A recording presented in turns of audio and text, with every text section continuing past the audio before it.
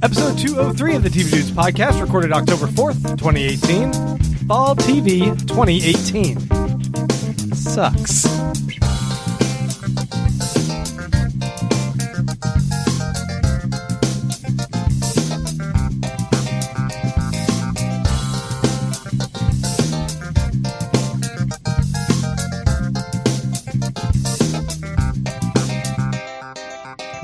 Yeah.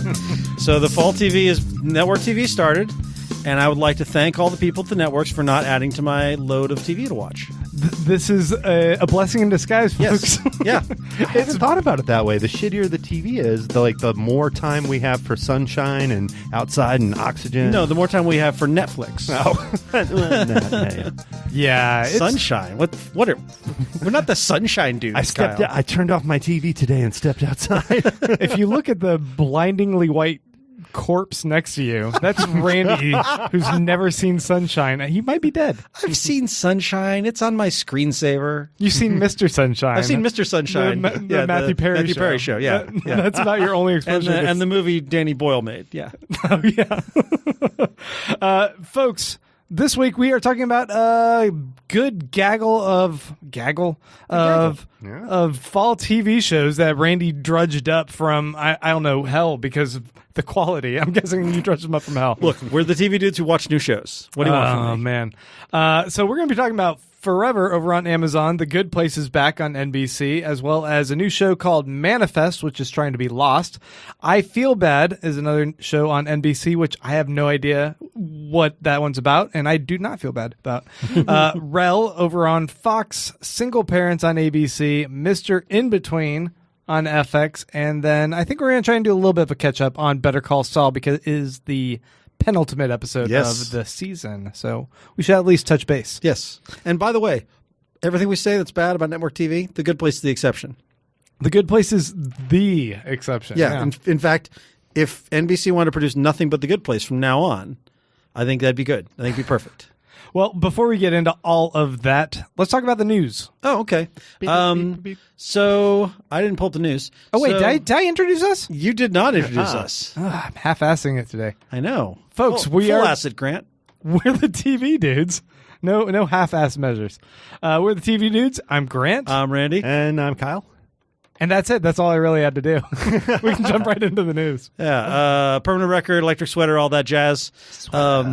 If you guys are new to our podcast, I understand if you've already left. They're like, what the shit is this? But if you guys are sticking around, we are a weekly TV review podcast. We talk about all sorts of different TV. We try to stick to more of the genre-heavy stuff and stuff from premium cable networks. I always tell people we're like a book club for people who don't like to read.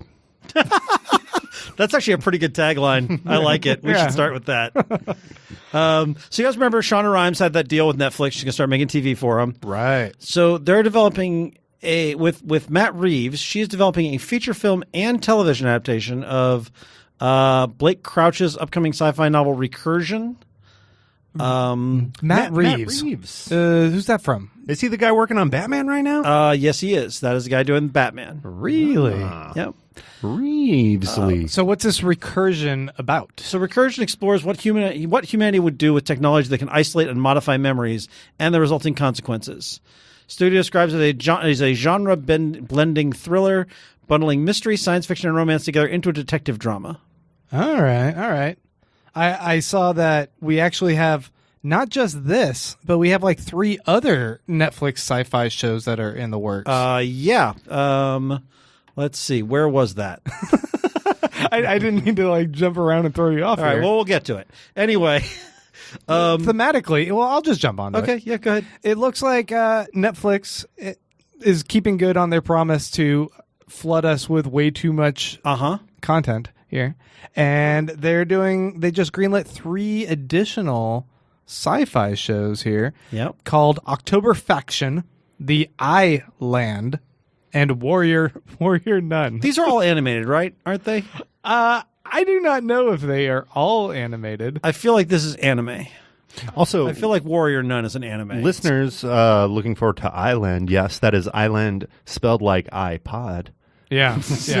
Warrior Nun is inspired by the manga novels. Warrior Nun revolves around a 19-year-old woman who wakes up in a morgue with a new lease on life and a divine artifact embedded in her back. She discovers she's now part of an ancient order that has been tasked with fighting demons on Earth, and powerful forces representing both heaven and hell want to find and control her. No. Wait a second. Isn't that Constantine in a way? How does she find the item if it's in her back? Does she got eyes in the back of her head? That's true. It's a good point. Find Yeah. like a two-mirror situation? That's right. How does she know it's there?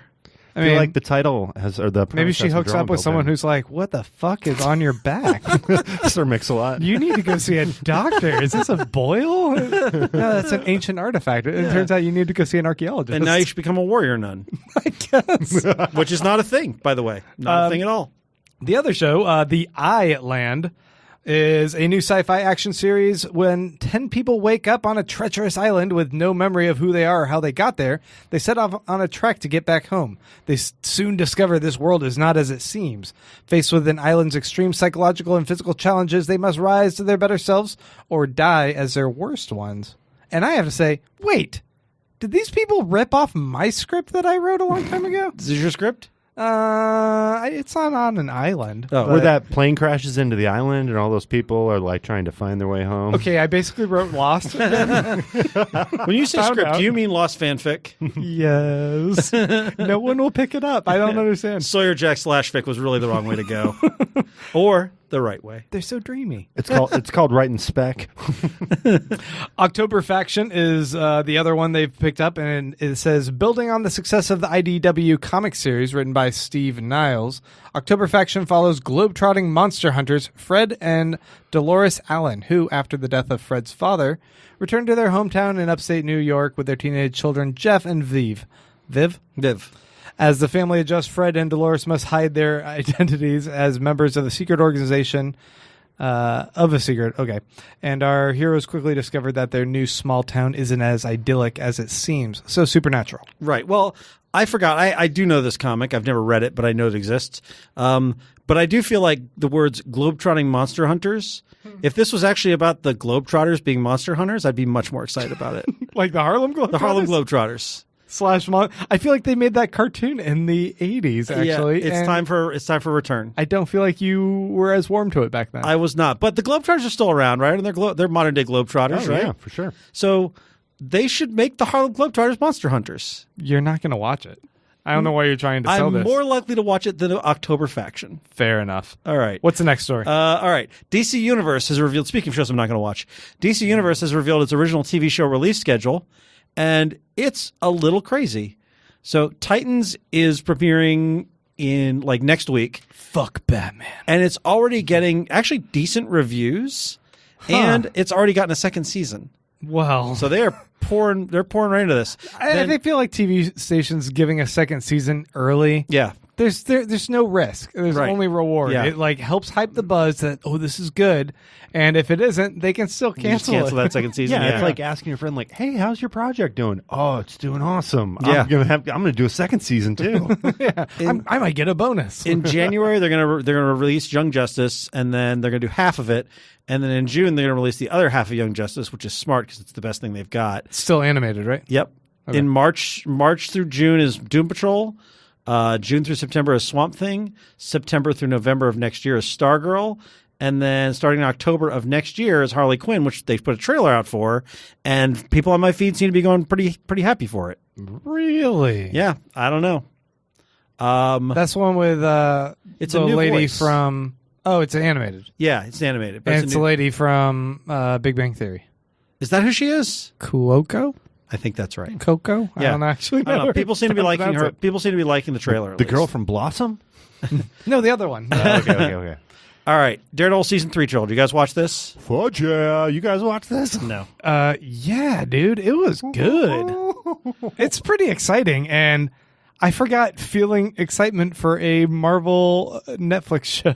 I love that they do like a story we have seen with every superhero who wears a mask, but like they kind of revealed it in this trailer in a way that just like gave you the goosebumps and like, no, I want to see this. That twist at the end. Yeah, should we mention? Can we spoil a trailer? Yeah, go ahead. I haven't watched this. So the reports have been that we're going to see Bullseye this season. All right. So watching this trailer, you're expecting kind of like a glimpse of him at the end, and then you find out they did a little switcheroo. It's not Bullseye. It's actually the Kingpin has some type of. Is this from the Born Again storyline or? It sounds like this is not the Born Again storyline. Okay. Kingpin does something and makes some sort of deal with the government in order to get an early release from prison, and then he sets about, because he knows the identity of Matt Murdock being Daredevil. He sets out to destroy the reputation of Daredevil and make him a villain by hiring someone else to basically wear the same outfit and commit a bunch of crimes. And then Daredevil confronts this guy.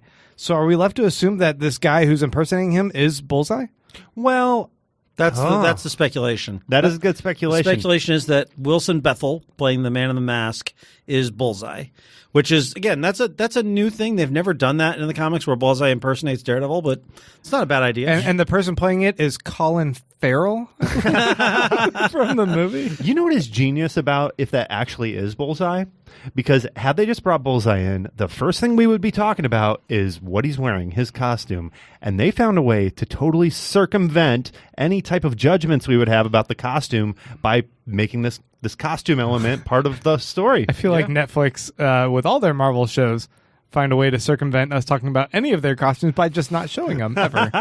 None of these people are in don't costumes. remember when Luke Cage ripped the shirt off of the clothesline and we got, classic Luke Cage for he was wearing a yellow blouse for a minute? Yeah. And the cuffs. Oh, yeah. Speaking of streaming stuff, this is Netflix. This is going to be Disney streaming. The Star Wars live-action TV show got some announcements. This is Jon Favreau's show. He's show-running it. But it is called The Mandalorian. He put out a little crawl for it, and it basically sounds like it is a lone gun. It's after the fall of the Empire, before the emergence of the First Order, so post Return of the Jedi, pre Force Awakens. Okay. And it follows the travails of a lone gunfighter in the outer reach of the galaxy, far from the authority of the New Republic. So it's a man with no name in Star Wars. Mandalorian, that was like Jango Fett, right? Jango and Boba, yeah. Okay. He mentioned both of them, but it is not one of them. I was intrigued by this. This sounds like I love the idea of a sort of a Western man with no name in space. That was interesting enough, but not in this story. But something I saw earlier today, they announced the directors. Dave Filoni, who's directed on Clone Wars and Rebels, directed the first episode. Taika Waititi, Bryce Dallas Howard, Rick Famuyiwa, who directed Dope, and Deborah Chow, who directed Jessica Jones, are all on board. Taika Waititi, right? Okay, all right. Yeah. So I'm suddenly much more interested after hearing that. I felt like I saw some casting rumors for this. There is a rumor that Pedro Pascal will be the Mandalorian, and I'm all in if that's he'd be great as a lone gunfighter type. I mean, he's just fantastic. He's great. He was great in Game of Thrones. He's great in Narcos. Yeah, I like that dude. He was goofy as fuck in that terrible Kingsman 2 movie. Oh shit, I forgot about that. Everyone was bad in that, though. I mean, you know who? The only person I liked in that movie was Channing Tatum. He was pretty good. Yeah, Channing Tatum's pretty good in that. I don't hate Kingsman 2, but it's just such a come down after Kingsman 1. Yeah, too much studio in that movie. I feel like you liked that. You were okay with that movie. I only half watched it. I was like half watching it. Tatum was only half in it. Assure you, they shouldn't bad. full watch it. No, it was bad. Fair enough. I don't know. Give it a full watch. What are you talking about? It's not the best. Just talking about the quality. All right, what's our last story? Danny McBride returns to HBO. We got two more stories. Oh, two more stories. Danny McBride returns to HBO with a straight-to-series order for his comedy The Righteous Gemstones, about a family of world-famous televangelists. I could not care less. You aren't excited about this? I don't like Danny McBride, and I don't like any of the stuff. Eastbound and Down, Vice Principals. These are his comedy partners are working with him. So I don't like any of those shows. Did they cancel Vice Principals? Yeah, it's over. I think it just wrapped up. They do small seasons of Danny McBride shows. Huh. I don't think because they did 4 seasons of Eastbound and Down. and Yeah. then they did like 2 or 3 vice principals. But it's once again his team up, and this is right in his wheelhouse of trashy, upscale Southern. I don't know. This photograph that they have looks Adam amazing. Devine. John Goodman. Oh, Adam Devine is in it. Yeah, with Adam him? Devine's in it. All right. Yeah, not my thing, but All right. We'll see. Let's hit up this last story. All right. Last story is Amazon. They have ordered a Wheel of Time adaptation to series. I think we knew this. This has been rumored already, but this has now been confirmed. Man, you know what? I read the first book, Yeah. and then I tried to get into the second book, and it was such a slog in the first book. I felt like, what is going on with this? And it doesn't really seem all that interesting. It was so slow. But some people are obsessed with this. I feel like I got into this after Game of Thrones, and I'd already been exposed to more riveting fantasy. And I think this is like old school fantasy before it, like they're like, oh, we could be more interesting with this stuff. This is your Yeah. daddy's fantasy? Yeah, this is my dad's fantasy. Not. Don't say daddy's fantasy. That's a different. That's a This totally your different daddy's thing. fantasy? That's a very different thing. Yeah, we're done here. We'll break.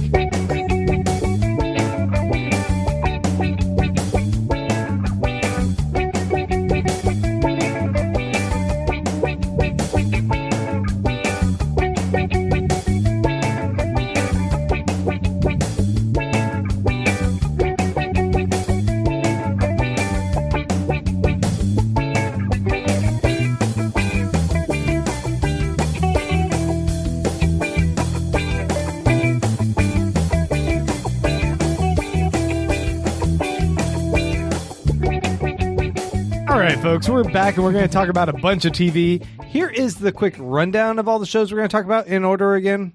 Forever, followed by The Good Place, Manifest, I Feel Bad, Rel, Single Parents, Mr. Inbetween, and then we're going to wrap things up with Better Call Saul. And because we're talking about so many shows, we're probably going to keep a lot of these reviews fairly brief. And some of these shows don't deserve much of a review. Fair enough. But the first thing we're talking about is Forever, and I believe you guys watched all of this. It's on Amazon. This is Maya Rudolph and Fred Armisen. Fred Armisen And Catherine Keener. Oh. Although you haven't seen her yet. Okay, so I only watched like an episode and a half of this. You Yeah. guys finished. Is it 6 episodes? you Is said? it 8? It's 8, right? 8 or 10. It's either 8 or 10, yeah. No, it's 8. I did a 4 and 4. Yeah. So it's 8 episodes, and here's the funny thing in watching this.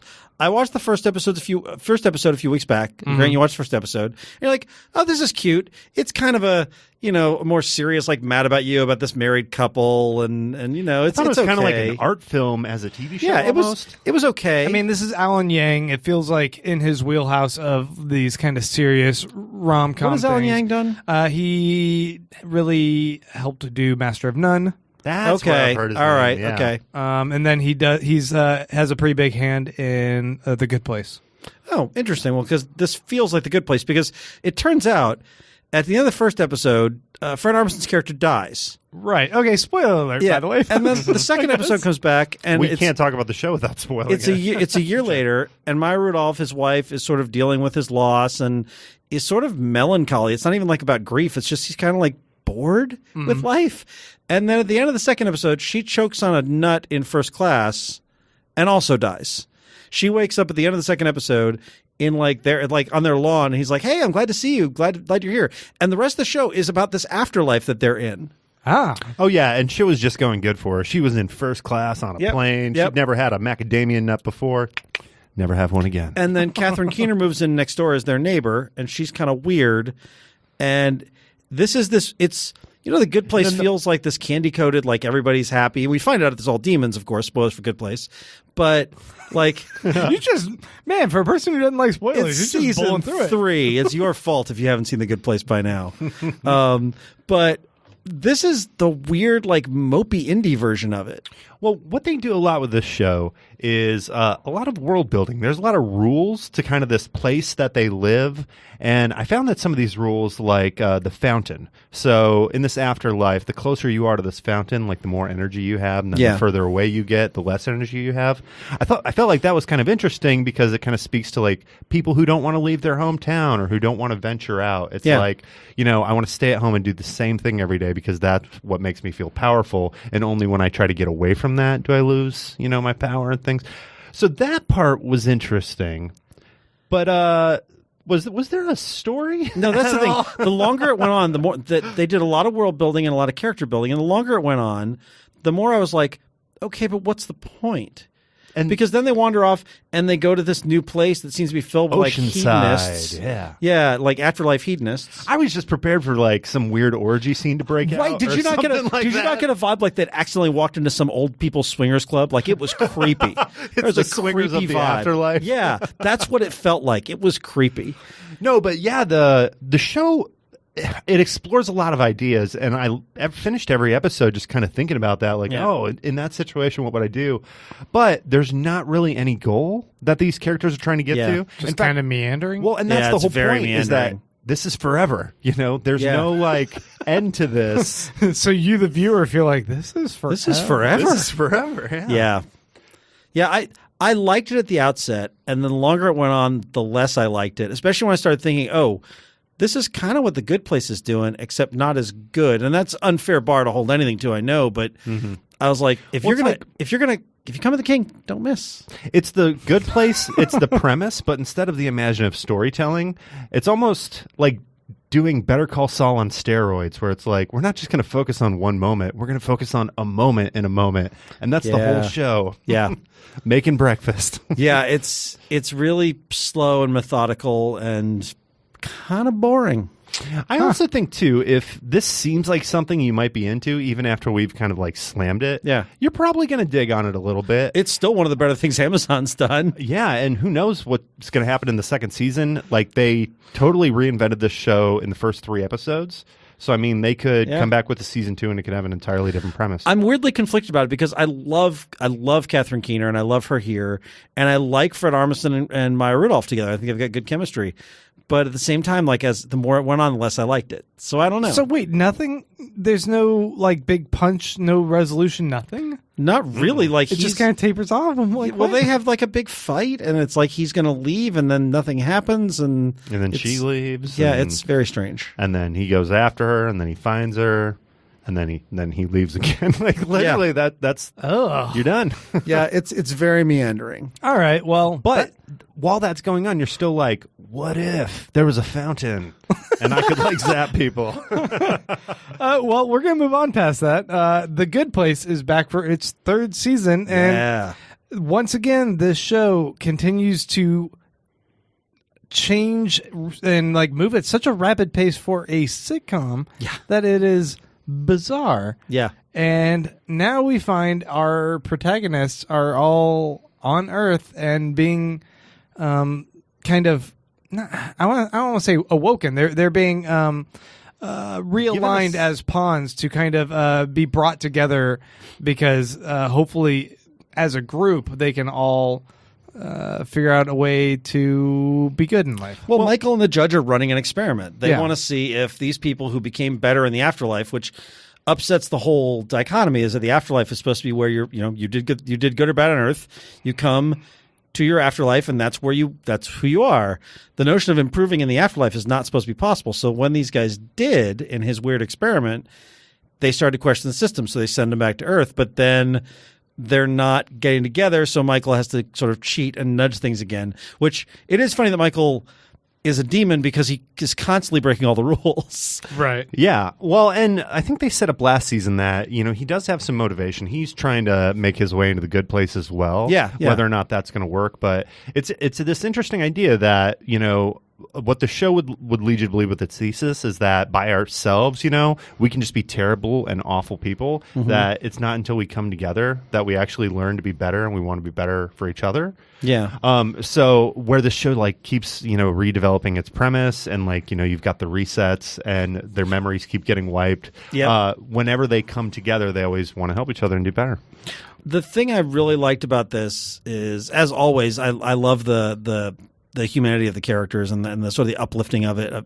Like the cute relationship between Chidi and the new radiologist. Simone, played by Kirby Howell Baptiste. I loved her. I loved that. My favorite scene is the one where Eleanor basically pushes them together. Right. I really loved that. It was super cute. It was super funny. And it was very character driven. There's theories about her character as well. Is the theory that she's a demon? Well, okay, talking about how everyone's brought together. First off, it's great how Ted Danson's character is able to kind of push them all and find their individual motivations that will like push them in the right direction. Yeah. As well as stave off death for each of them. With the help of Mike O'Malley. Right. Oh man, From, what was that? Guts. I loved how much Michael got to do in this. Like this was Ted Danson's couple episodes. Like he really got to do a lot here. Yeah. Sometimes with a ponytail, dressed as Karl Lagerfeld. But when we see the big twist at the end of the second episode that Trevor is back, Oh man, and how the demons have hacked into the system and now they're going to try and manipulate things on their end. yeah.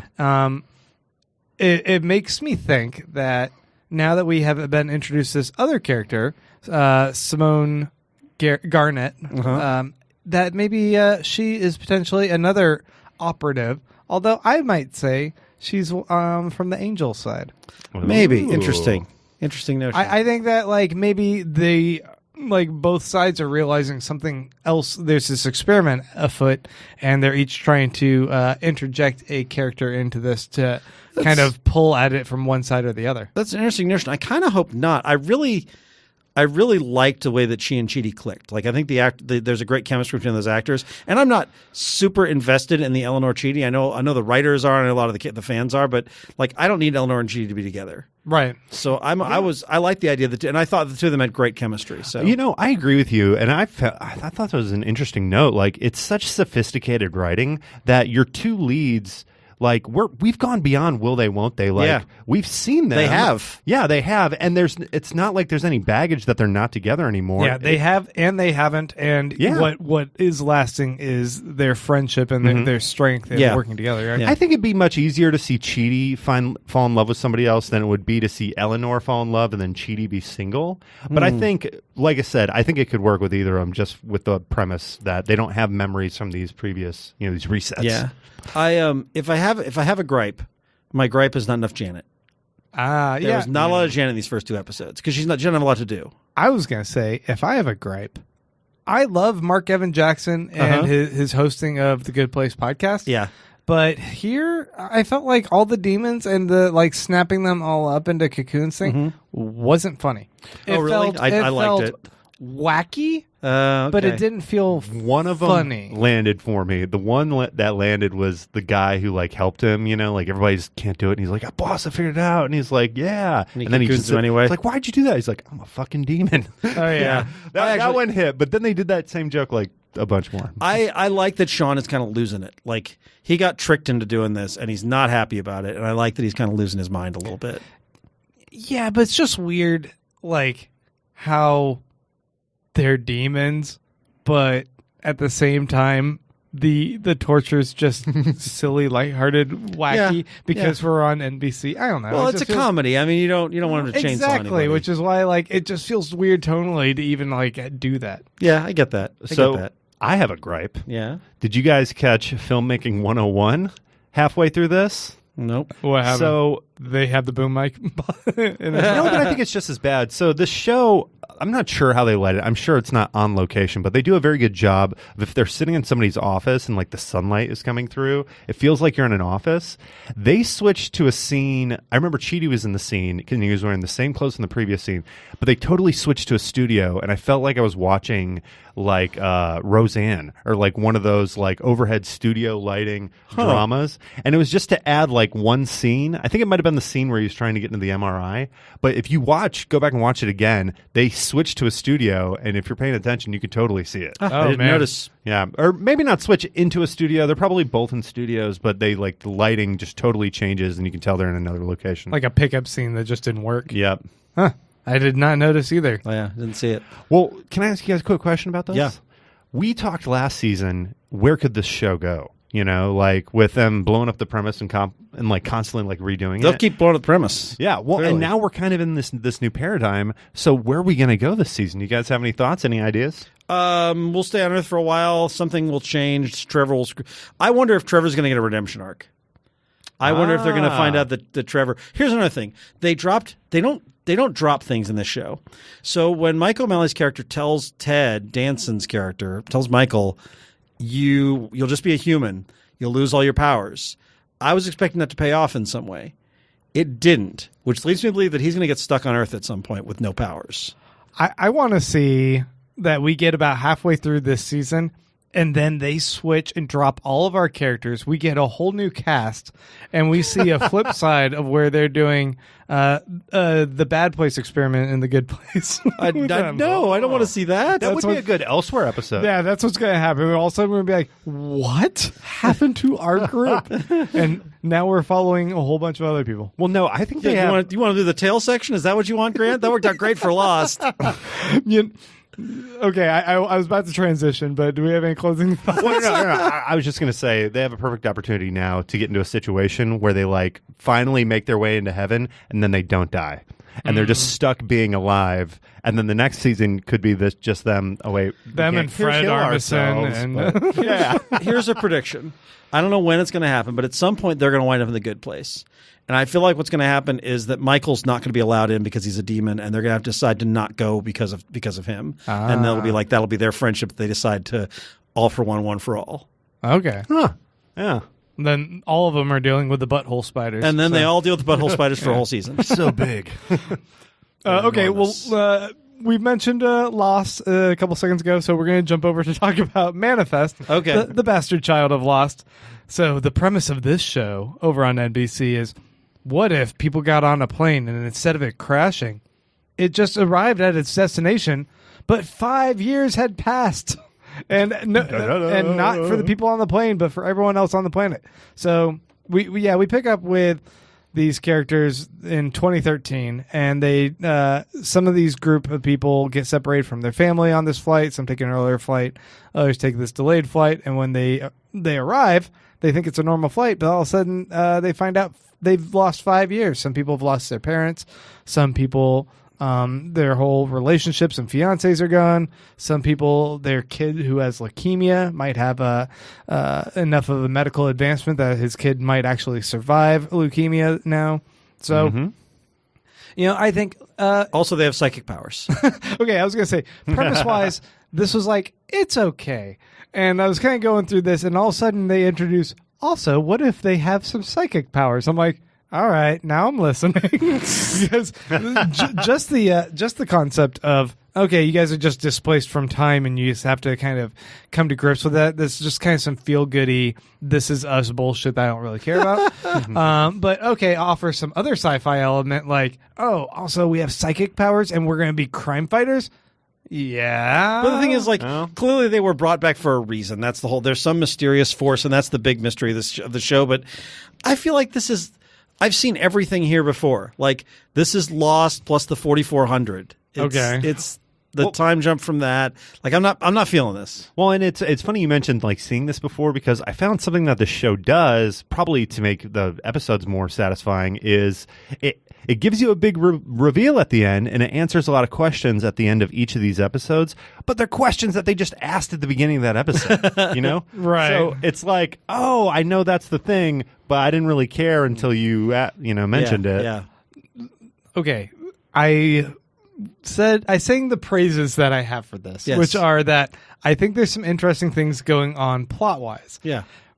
That said, the actors and the characters, all boring. And that's a problem because Lost worked because the characters were so good. The writing was so good. There's nothing rich about all of them. They're all just these flat, boring. Yeah. The brother and sister, I don't care about either of you guys. No. You suck. Yeah. You have no charm to you. Yeah, the whole... when are you going to tell Dad that you met somebody else while it was 5 years? Like, you can tell him. It's okay. Yeah, just let him know, and he'll be like, oh, the fuck. Okay. Yeah, that's a bummer, but I get it. I might as well lay it on me now. I'm going through everything. I'm going through some shit. Yeah. My takeaway from this, after I'd seen you talking about it before I watched it and seen a few people talking about it, was I wasn't sorry I watched it, but I definitely don't want to keep watching it. Like, it feels procedural. Every episode, it's going to be mysterious psychic voices, some case gets fixed, and then a little incremental move toward why are they back? What happened in the manifest zone? Right. Da-na-na-na. Yeah. I think I found the first big clue in the show. Yeah. Like, if we're going to start adding up, because, it's like Flight 820, and when they rescue the girls in the first episode, the address is 820. They're doing numbers things. Also, did you guys catch this? They're questioning the pilot of the plane because they think the pilot may have something to do with it. You know what the first episode was called? Fucking Pilot. Coincidence? I think not. Nope. The first episode of Lost, also called Also pilot. Yeah, also about planes. Where they're hunting for a pilot. Yeah, It that's took me true. forever to realize the double meaning of that. And I was like, oh, shit, that's so clever. Hey, we have 4 more shows that maybe we can do a little bit of a lightning round through. Hey, you know what else? What? The show I Feel Bad, which is also on the list. Yeah. First episode called Pilot. Oh, yeah? There's no pilot in it, though. Oh, Nothing about a pilot. What a misstep. Yeah. Okay, so I Feel Bad. I didn't watch this. Tell me what it is. You should feel good that you did not watch I Feel Bad. What's Gosh, it about? This is so lowbrow. So it's a woman named Emmett, who is a Emmett? Is it Emmett? Oh. I don't think it's Emmett. I don't think I don't know. either of those pronunciations are At any correct. rate, Oh, wait, I did start watching this she one. works. She's the lead artist. She's the only woman on a team of video game artists. She works with these 4 neckbeard nerds. And she's going through a midlife crisis She's going or through a something. midlife crisis, and she lets these nerds basically neg her for 20 minutes, and I fucking hated this show. I hated it so much. Yeah, I remember watching it and going, wow, they have a lot of really funny comedians. They have that one guy from the Inbetweeners in there. They have Tom Geary from The Sandlot. Yeah. One of the kids. They got yeah. that one comedian who is both on Crashing, and he's that guy who says, hey, Spider-Man, do a flip in Spider-Man Homecoming. Yeah, that guy. So I'm like, okay, I recognize all these kind of other guys here in the video game development company. Yeah. And them kind of making quips. I was just like, nothing. God, I hated all of them. Here. I hated all of them. Yeah.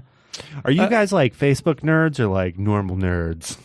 Ugh. And then his drone hits the woman in the face and makes her knock Oh unconscious. man. Oh, it's funny. These guys just knocked this woman unconscious. Yeah, this was not good. And what upsets me about this, like, is that the lead actor and lead actress are both good. The comedians are all good. The person who did this wrote an episode of AP Bio, worked on Scrubs. And like- they're not good. They don't have that They're magic not to make good. everything come together. Yeah. Yeah. Well, And also, this was created by a woman, and I don't understand how that's possible because this is one of the most misogynist shows I've ever seen. Yeah. I don't get it. What's funny is there's this really bad like ass slapping joke in this show. Yeah. And the thing is, the joke is just so bad. It's like I don't even know if the ass slapping is that offensive. Like, because you see what they're trying to do. They're not trying to sexually harass anybody. They're trying to get an honest laugh out of you. I'm offended that they thought we would think this was funny. Yeah. It was so terrible. Speaking of also not funny, Rel over on Fox. Oh my God, Rel.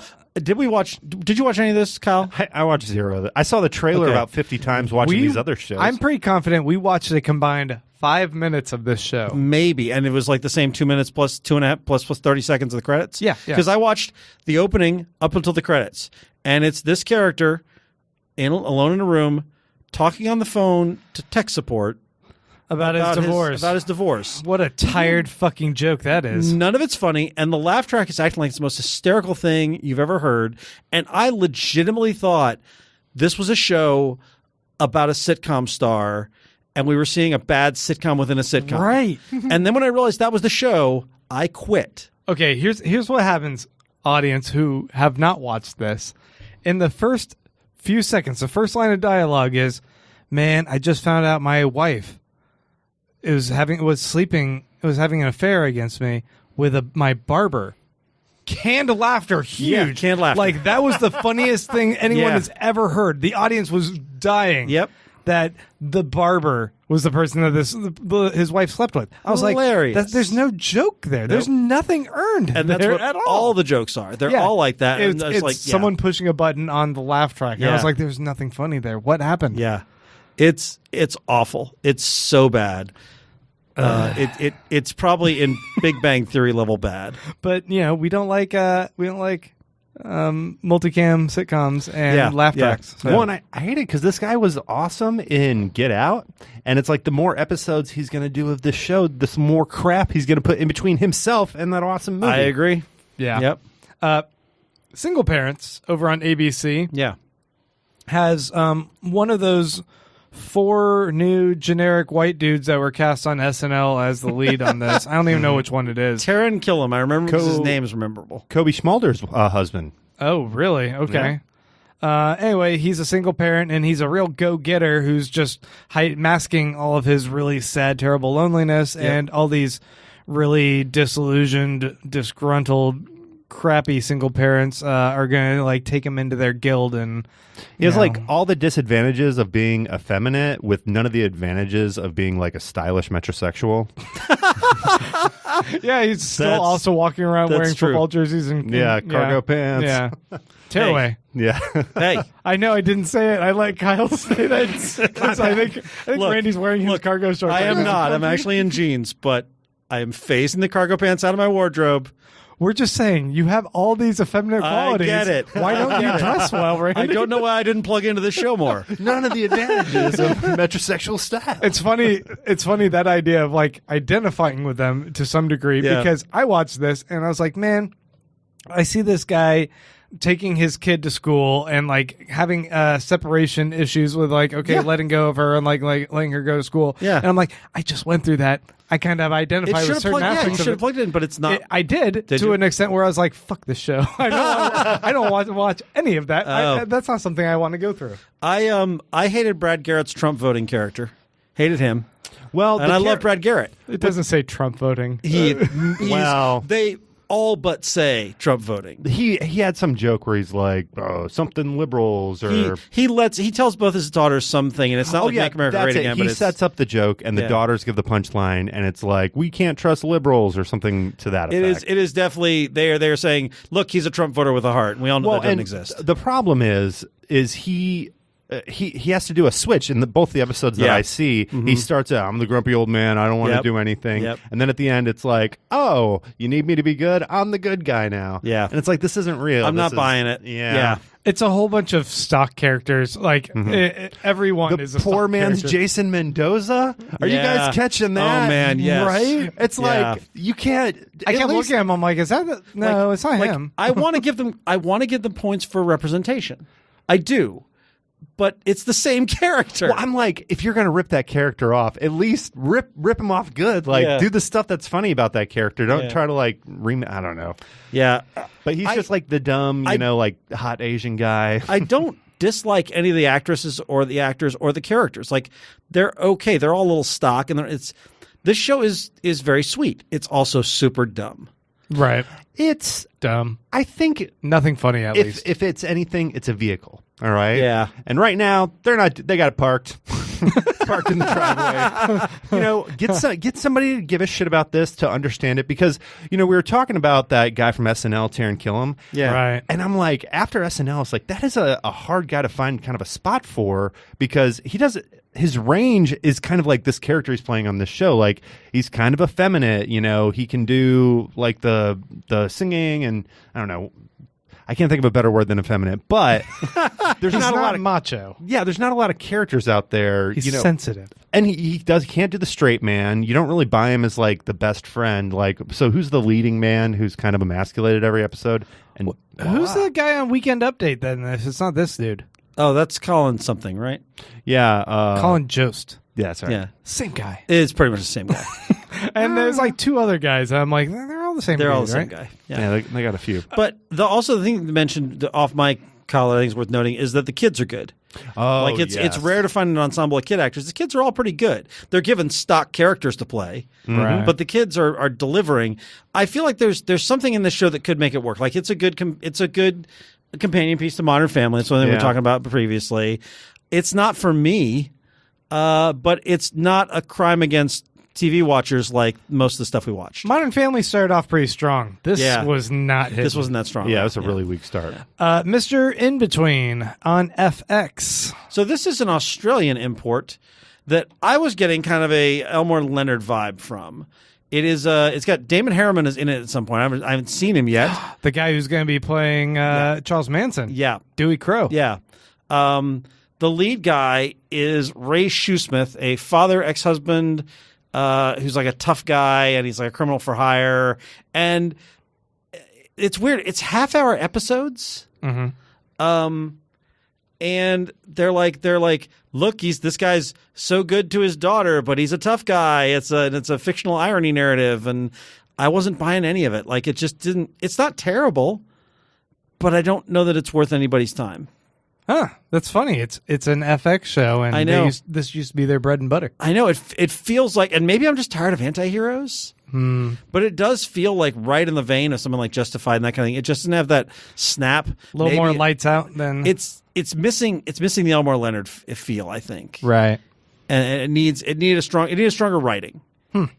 Well, I'm not too inclined to check it out then. No, I don't think it's worth anybody's time. All right. Yeah. Well, I'm also still having trouble accessing my FX via the computer. I don't know what you got going on, DirecTV, but work it out with FX because I can't watch any of their shows.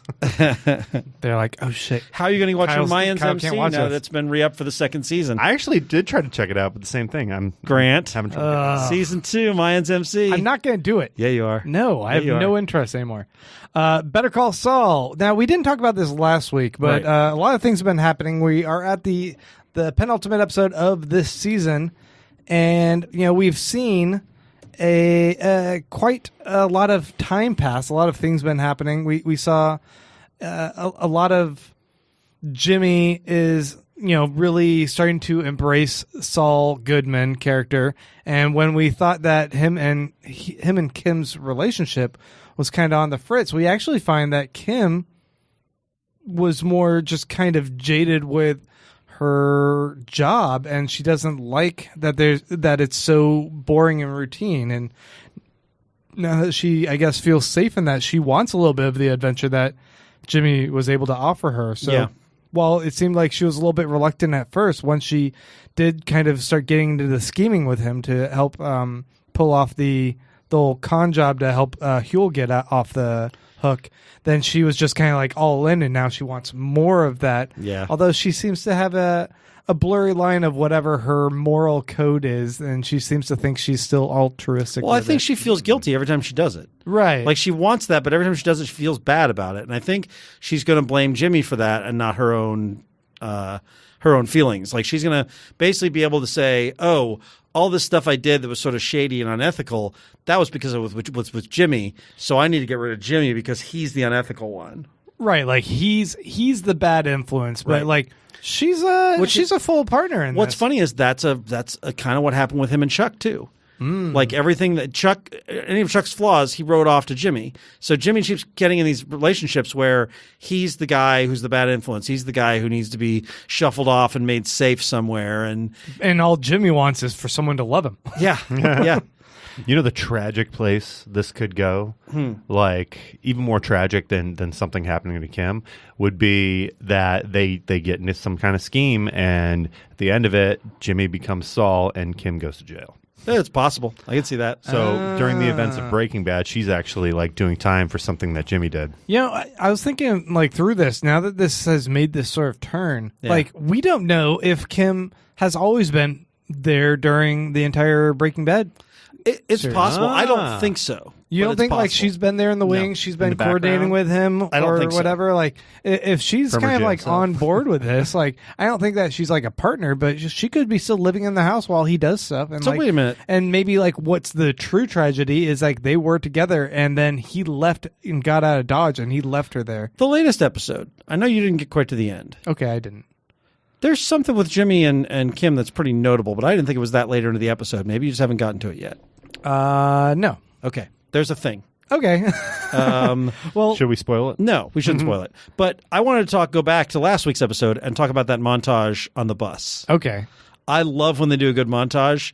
And I had forgotten, I know that we talked about it previously, like that. I think, Kyle, you didn't like the end, the cliffhanger of like, oh, what's the big... Yeah. All the pens and stuff. And the funny thing is, I'd forgotten that there was a cliffhanger because we got back and he's on the bus, he's doing all these postcards and stuff, and I'm like, what are they doing? And I totally forgotten the Huel thing. And I loved that little, the people coming up to him and getting their money for writing. And one of them was like, he's like, you can't do this much cursing. Like, I love when they do a good montage like that. And I thought this was one of their better ones. It was super clever. Yeah. And like, once again, they take something that on paper could be very mundane, and they write it, they direct it, how they edit it, and keep it so tight. They keep it upbeat with the music, that like the whole production, like head to toe, everyone that's like working on this all does their job to make this so engaging, where normal shows can't possibly compete with this. They can't do it.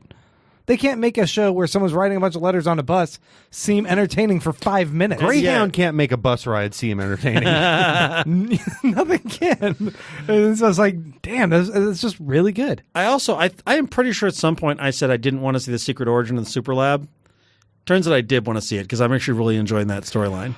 Yeah, so Mike and his relationship with the German architect of this is kind of fascinating, because you see that Mike's getting close. Yep. Which really has parallels to what's that dude's name? The nerdy scientist in Breaking Bad. Gale. Yeah. It seems kind of like a Gale Bedecker kind of thing, where you're going to get close to someone, but eventually you're going to have to kill them because they're a liability or something to that effect. There's a real menace to that because Mike doesn't want to get close to this guy, but he can't help but kind of find him sympathetic. Right. And he knows full well what's going to happen to him. Yeah. Like, do you have the sense that like all these guys are looking for a payday and they were never going to let them? They were always going to kill these guys? I think they were always going to kill you. I started thinking about this, and I thought originally, like, Mike doesn't seem like the kind of guy to grab a bunch of dudes and basically sign them up for a death sentence. But Gus Fring does. Right. But at the same time, I'm like, Mike's too practical to think otherwise. There could not have ever been a plan where they could let these guys go. Well, and two, if you look back at when Gus was first approaching Mike about it, Mike didn't want to do it, and it had a very like action movie vibe, like, oh, I'm not coming in for another one, right? Like, don't pull me back in.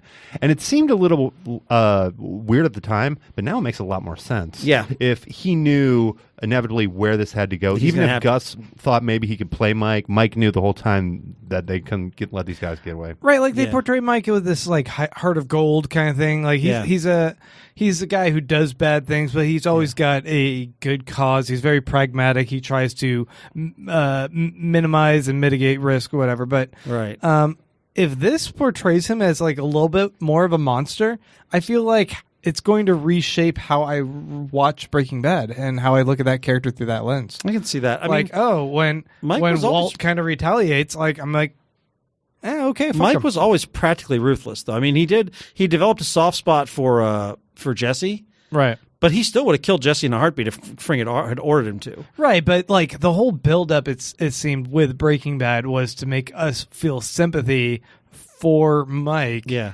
And if this kind of reframes that as like, dude, Walt, you were in a situation like, fuck him. He could have turned around and stabbed you in the back just as well. I think Mike was always the guy, even in Breaking Bad, who only cared about his daughter, his stepdaughter, and his granddaughter, and everyone else he would kill in the heartbeat if he needed to. Right. Well, and I also wonder if we see Mike now at a point where he's in too deep. So it's like, maybe his first instinct is, no, I don't want to kill all these guys, but it's going to be me if it's not them. Like, I'm already, I either keep being helpful or I'm not helpful anymore. And what does that mean for me? Right. Yeah, it's funny because I don't know why, but I hadn't started thinking about it till this episode. Like, oh, right. They're going to have to kill these dudes. I just heard us doing the synchronized, right. I was just like, I hate us sometimes. The third storyline, and yes, Better Call Saul has 3 separately running storylines, and somehow it tries to maintain them all in a cohesive story. It's crazy. But Nacho, he finally returned after like being gone for 3 or 4 episodes, it felt like. And he is stepping up as a kind of the new lead of the Salamanca drug running syndicate, I guess. Yeah. In Albuquerque. And he's now the guy who's like making sure like that people pay on his route and kind of running shop. He's reluctant, and we see this scene with him. Like, it seems like he's got a passport for him to try and run away to Manitoba or some province of Canada with him and his dad and try and get out of Dodge. But he's trying to plan that on the slide, but he's stepping up and being the badass guy he needs to in the meantime. Yep. But then he comes across what a charming actor Another Salamanca. this Salamanca guy is. And I such a haven't, great character. I haven't looked at who this guy is, or like, have I seen him before? In something? He's great. He's so fantastic. Yeah. Like, immediately, I'm like, I'm so charmed by you, Yeah. and also scared because he's menacing. Because you know that charm is hiding a knife. Like Right. this is a dude who is ruthless, and he hides it behind a smile. It's a different form of Salamanca than we've seen. And seeing how that kind of rises up and squares up against Gus. Oh man, that scene with him and Gus was amazing. Yeah. I You're mean, talking this guy's dead. Second of these two episodes, or in the first? Okay. Yeah. Yeah, and the second one, they kind of square up. But, also, I feel bad for the actor who's playing Hector. Because, he didn't get a whole lot of speaking lines. That actor's great. Like, I remember That him been in a ton of stuff. Like, I remember him in Oz. He was a really fantastic actor. And Well, even the scene he got in the hospital room where he knocks the water over, like he didn't have to act in that scene to be super creepy and just like this amazing villain part. yeah, but now he's just like wiggling his jaw and breathing a lot and like tapping a bell, and like that's his role for the rest of the series. We got the origin of the bell. Yeah, we got the origin of the bell. I feel like Do you need that? No, I do occasionally feel, and I love Better Call Saul. I maybe even like it better than Breaking Bad, but I do occasionally feel like we're bumping into Patton Oswalt Ice Machine territory. Right. I was like, oh, there it is. I do okay. not need to see the origin of how he got his bell. They made such a big deal out of it, and I kind of just turned and looked at myself in a mirror and went, no. What is this? The origin of the bell, the origin of Super Lab, like there's definitely maybe they were right to skip over the how he picked the Saul name because we were like, oh, we didn't get to see it. Maybe we don't need to see him like, I shall become Saul Goodman. Like probably we need to steer a little clear of the prequel stuff. It essentially did that this episode. Yeah, that's He goes, true. If I do business, all those guys, they know me as, turn to camera, Saul Goodman. Yeah. Better Call Saul. Yeah. I'm like, all right. Yeah. I'm done. Yeah.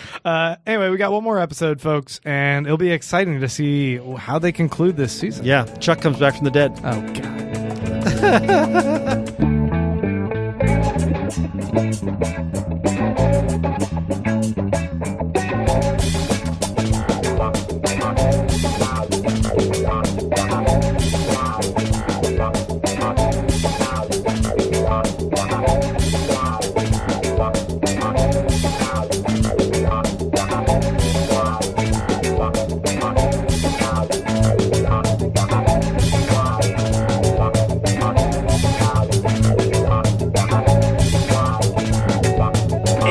Listener question time. We need a theme song for listener questions. That was it, right? We there. never get to I'm do just like- gonna clip it. We never get to do electric sweater anymore, so we should definitely. Oh my God! Hey guys, we are proud members of the Electric Sweater Network. Electric sweater. God. And we're formerly a permanent record. Permanent record. Are you just an echo Just of echoing, yeah. Listener questions. So, guys, if you like us, if you like us on Facebook.com/TV Dudes, once a week, Randy puts up a little post, and you guys can ask us questions, and we'll gladly answer them here on the show. It's a medium-sized post. It's a little post. It's very diminutive. You put a gigantic post on there. I put a gigantic post up. First question comes to us from Benjamin Hamill. He says, "Hey dudes, I've recently been reading the Brian Michael Bendis run of Daredevil, and I'm loving it. Excellent stuff. What do you guys see? What do you guys want to see in Daredevil season 3?" I mean, we're seeing it. I'm having a hard time getting excited for the Netflix Marvel at this point, but when I saw the Kingpin again, I kind of remember what I liked about everything. This trailer was everything I liked, and hopefully none of the stuff. It's hard with a trailer because trailers lie. But I'm optimistic that this combined with Iron Fist, cutting their episode count down, is a sign that they recognize, make things a little faster paced, a little bit tighter, make it. If you're going to go gritty, make it action-packed each time and have the plot move. Yeah. Mm-hmm. No, Fisk is the main guy. Daredevil is the co-star. That's how you make it good. Yeah. Because it's still going to be a badass Daredevil show, but I mean, I feel like that balance. Also, I want their Bullseye to be scary Bullseye should be terrifying. Bullseye's supposed to be like a total psychopath. If that's Bullseye in the Daredevil costume, that moment was kind of scary. Like, if you got to imagine being there face to face, and then that guy throws what are those sticks? Yeah, he throws one of the batons, the billy clubs. With like the perfect accuracy. He throws Bullseye. it, and when Daredevil catches it, and he's like, "Who the fuck are you?" And he smiles. It's kind of menacing. Nice. It was good. It was like he wasn't scared to see Daredevil. He was excited. Like, all right, bring this on. This is what I'm excited about. Hey, Daredevil Daddy. Yeah, he was cackling just like a good Colin Farrell does. Can you, Colin Farrell, man? What Why? the fuck Why was would that? you, why? I just want to remind people every time. Why was Bullseye Irish? Don't make that guy try and do an American accent. They couldn't afford to make him do an American accent. Mike J. McAllister, our buddy Mike, says, "What? I can't be the only person who wants a Maniac spinoff with a purple shit talking chess koala, dude." Yes. Okay. Yeah. Dude, I want the koala and the hawk. The funniest part of that was, "I'm a hawk. I'm over here. Look at me. I'm a hawk." Jonah Hill. I just want to watch Jonah Hill in an audio studio, having to say that line over and over again. I'm a hawk. I kind of want to spin off of all the Maniac shows, like the 80s, was it lemur stealing couple? Yeah. Like, I'd watch more of that. Yeah. I'd watch more of The Cold War spy. the Cold War spy stuff. I would definitely watch a purple shit talking chess koala. They need to do a season 2, because I feel like the show that this is based, like the European show that it's based off of, they did more episodes than this, but they need to do a season 2 where it's like the D, E, and F pill, and then we get like they just come up with all these new worlds and This is based off a European show? I didn't know that. yeah, our Swedish show maybe, but yeah, apparently they didn't take the source material as seriously, and it was more just an excuse to like parody different genres of movies and TV shows at the time. Okay. Where they would keep slipping into that world. Alec Miracle says, "Dudes, I finally have seen an episode of Doctor Who, and I made sure it was the first episode of the series, An Unearthly Child. That's where I'll continue the show. The latest episode I watched was the first episode with the Daleks. No question. I just wanted to let you guys know. I'll just say, that show. I've never watched first season Doctor Who. Oof. Never ever. Wait, I don't know. are we talking like first Doctor? He's talking about the very first Doctor. Really? So here's what's interesting about this, because a friend of mine gave me like a DVD that's got those first black and white episodes. Okay. But apparently, like the original like restoration recording of these was damaged wherever they had it. So on these bootlegs that you would get, it would just switch to a black screen and be audio only. Like it would pop in and out. Anyways, recently, maybe probably not as recent as I'm thinking, maybe like within the past 10 years, they found some guy in Brazil or South America who would like record all of the Doctor Who airings, and he was the only one that had like a really good pristine reel of the first season. Crazy. So, yeah, I think there's like an animated version of it now where they use the audio from those early like serialized episodes, but not only is that a weird episode to start with, but I'm thinking it might have been a little difficult to get your hands on that. Our next question comes to us from More Ben Rubin, who says, "Hello, TV dudes. My coworkers are all big fans of superhero shows. Yay! But none of them have watched Legion. Boo. With the new season of Iron Fist being out, they have been talking a lot about it. Jean-Paul Sartre says hell is other people. I say hell is being surrounded by people who like superhero TV, but not your kind of superhero TV. In that same vein, what is your TV-related hell that would bother you the worst?" If all my friends loved Agents of S.H.I.E.L.D. more than anything else. Oh, man. Because she's not wrong. Like, the notion of like, oh, you like superheroes? Yeah. What do you watch? Agents of S.H.I.E.L.D.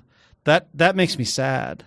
Man, if everyone I was around talked about was sitcom or multicam sitcoms with laugh tracks, and that's like, oh man, did you see that joke?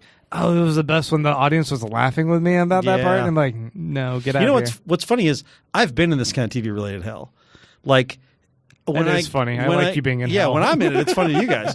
When I go like visit my in-laws and they'll talk to me about what shows they watch, and it's always like they're like, oh, did you see NCIS because they know I do a TV podcast, so they want to talk to me about. But it's like no, I haven't seen that. They're like, oh yeah, the latest episode was really good, and I'm like, was it? Would you believe that the guy that they introduced right around the end of the first act, who's like a side character, ended up being the bad guy? Ended up being the bad guy. Oh, you mean the really notable actor that was in a very small bit role? It seemed like, yeah, it's weird that guy was a bad guy. Yeah. No, you guys nailed it. It's what do you talk about? Oh yeah, I mean, we talk about TV. Oh my god, I love the Big Bang TV. Theory. Oh yeah, It's my favorite show. No. Yeah, that's TV hell. Jonathan Huffnagel. Man, can I just start referring to him as Huffnagel? The Huff. The Huff. The Huff, sir. The Huff. The Huff says, "Dear TV dudes, I am so excited you are talking Mr. Inbetween this week. Sorry about that. Last week I had recommended it in a PS message below my Castle Rock finale related question. I didn't realize you were all behind on Castle Rock. I assume much of this question I wrote will be covered by the time you do a deep dive into it. Though I will repost that question next week or whenever you guys indicate you will be finally getting back to talking about it." Good job, Jonathan Huffnagel. Keep at us because we will forget that question. Keep posting it. This week I have a simple task for you. You get to invent a Halloween-themed episode in which real monsters end up encountering the cast of various TV shows. Very much like Laurel and Hardy Meet the Wolfman. This is not transplanting the cast of the show into a horror plot in the vein that Archer has teased for its next season. More transplanting a monster into a TV show of your choosing. How would each of the cast interact with that monster? Who would befriend it? Who would try to hunt it? And who would become its next victim? Right. And Randy, just don't you dare say It's Always Sunny. I'm not going to do it. It's the obvious one. I'm not doing it. You can't keep doing It's Always Sunny every time. But it's always good. Like it's the perfect place, and you can't deny it'd be the perfect place. But I'm not because But don't also do Parks and Rec. All right, I don't have anything. No. Oh my God, that was your other No, option? I actually don't. I actually did have another. I got the perfect one. Yeah. All right. This would be so badass too. I mean, just think about it for a moment. All right, the Mummy. All right, your classic sarcophagus falls off the truck, and now the mummy is taking over this place in Oz. A Mummy in Oz, But like totally serious, you know. So it's like where they take over the prison, you know. But they're like fighting a mummy. Oh man. Okay, here's mine. Yep. What if a zombie like suddenly showed up in the world of like The Walking Dead? Can you imagine? It would be dead right away. It's like they know how to kill zombies. It's not a big deal.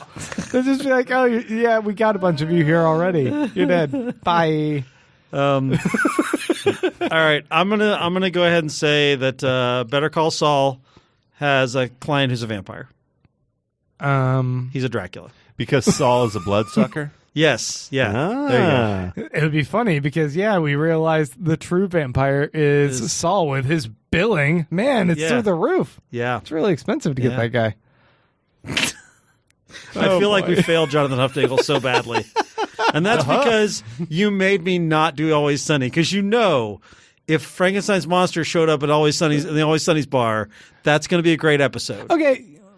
Dee is going to try and bang him. Dennis is going to be threatened by him because he's weirdly put off by how attractive he is. What's the deal with Frankenstein? Is he a zombie? No, he's a reanimated corpse. He's a reanimated corpse. That's like a zombie. Yeah, a humble giant? but he's got a brain. So And he's got different people's body parts. he's a all golem. stitched together. He's a flesh golem. He's a flesh golem. Bolts in the neck? Yeah, I'm just saying. Dee is super attracted to him. he's not, like, Dennis is menacing. weirdly threatened by him. Okay. I think that Charlie is like trying to get him to do all his Charlie work. Frank is the guy who actually made him, and he's trying to figure out a way to make money off of him, and he doesn't know how. And I made a Frankenstein. and Mac wants to fight him. Mac wants to square off against Yeah. him to See, I prove was his going to think manliness, like right? Mac would think he was like, oh, we're best buds. Like, you're the coolest guy in That's the world. possible too. But actually, I can totally see Mac being like, "Yeah, he's got mass, but I'm ripped. I could take him." Yeah. He's got me on mass, but we've learned previously that mass is not the most important thing. I did it anyway. I kind of liked it. I'm glad you did it. Jonathan Michael says, "Hi, dudes. The Good Place is back. Fuck yeah, Jonathan. Also, we miss you. Yeah. Since the show consistently shatters our expectations with plot twists, what completely unexpected story idea do you want to see in season 3? Maybe Janet becoming human? No, I don't want to see that. I think I mentioned this early on, and apologies for if it's a spoiler, but I kind of want to see Chidi's girlfriend end up being an angel.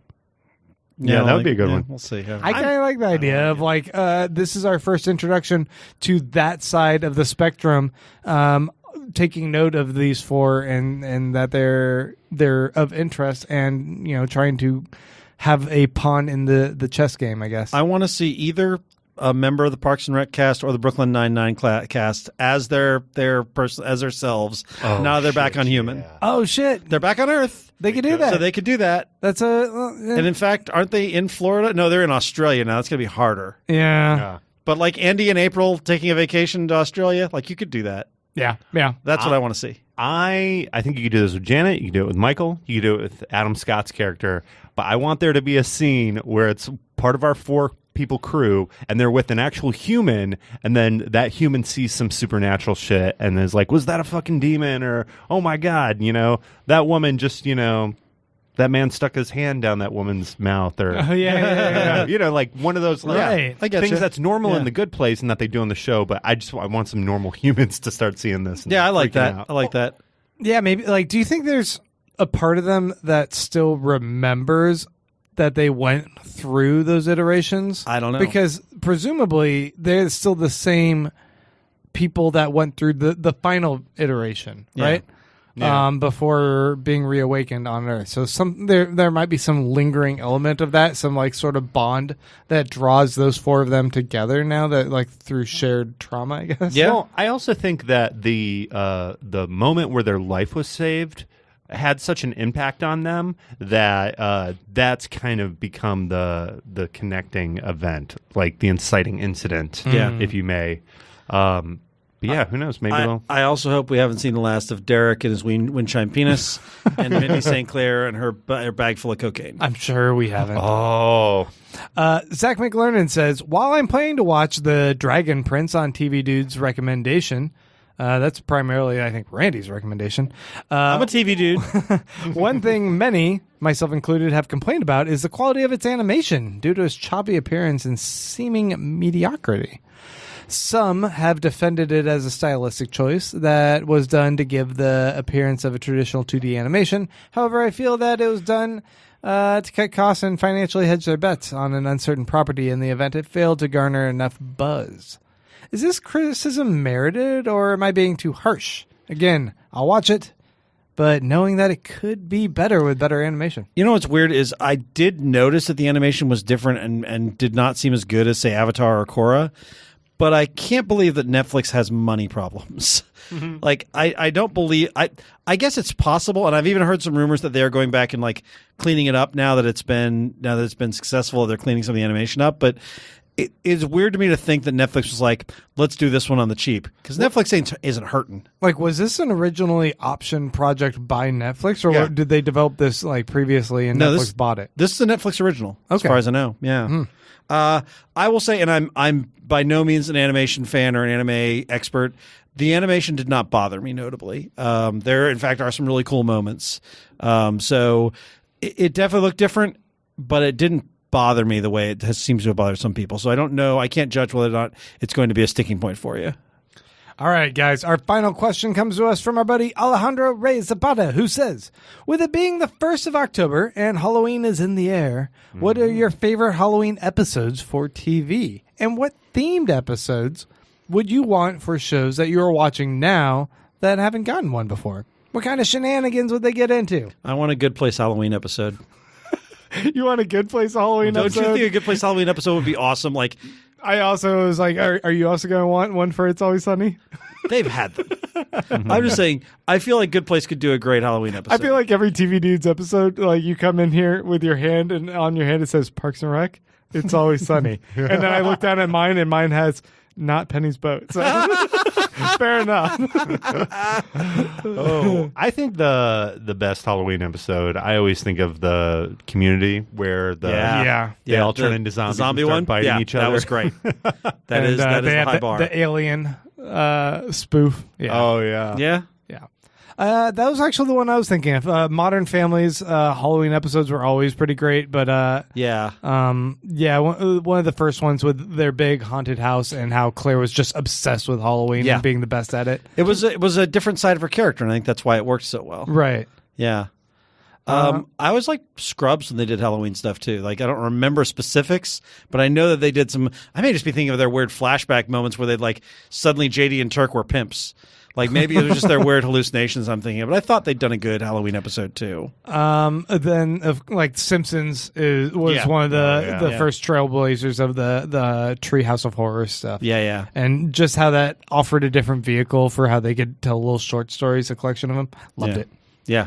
And actually, I'm reading Randy's hand right here. It reminded me that my first episode of Parks and Rec was actually the Halloween one. And it's a great episode. Oh, that's a great episode. It's where Andy and April throw a party. And Ron's going around the house fixing stuff. Yeah. Because I remember everybody, when that show came out, everybody was talking about Ron Swanson, and you're like, who the hell is this guy? Yeah. And that was a great introduction to him. This is my costume. This is my Halloween costume. I wear it every year. Yep. Now I'm going to go fix everything in your house. Yep. All right, guys. We're going to have to wrap things up here. Yeah. We're gonna end it, and I think that we've finally concluded that fall TV sucks. Good place, good. Everything else bad. Yes, yeah. Better Call Saul, that doesn't count. That's not network. That's not fall TV. Yeah. Get that out of your mouths, you naysayers. Yeah, it's a good show. Yeah, and it's not called Worse Call Saul. Oh my god. That was such a bad joke. I thought Kyle made it. Like ventriloquist. I know. Like throw you under the bus too. There. Sorry. So I was like, why did I say that? Wait, I didn't say that. Kyle's been on point this episode. I feel like somebody's got to carry the bad jokes. Oh man, true blue man. That was go ahead and turn these microphones off so I can get back to making bad jokes. Folks, we're gonna be back next week, but until then, TV Dude's out. Yeah, TV Dude's out. Out. Yeah. Is that what we say? Happy Halloween! Wait, it's like too early. It's October 4th. Just TV Dude's out!